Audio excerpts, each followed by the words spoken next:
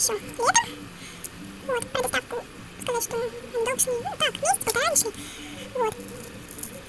Это такой вот браслет многослойный. А это такой обычный динамик. Вот здесь вот такие вот бабочки, две. Ну, здесь сам космос, как косичка, от бесконечности. Ну, еще одна косичка. Вот. И здесь обычная одна. Здесь такая вот маленькая. Здесь побольше. Я его еще, вот этот браслет укоротила, так как он был велик. Вот. И очень легко укоротить.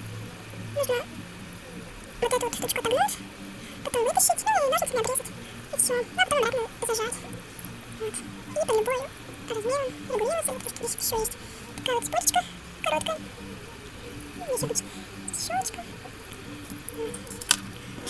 Потом браслетчик уже такой многослойный у меня. Все время перекручивается, тут что-то еще. Еще вот он у меня отрывался. Здесь пришлось зашивать. Ну а так они такие очень крепкие. Если их не часто носить и аккуратненько, то они могут послужить долго, эти браслетики. Так они вообще красивые такие. Смотрится красиво. Вот. Ну и это все. Ссылочки я на эти браслеты оставлю в описании под видео. Всем понравилось,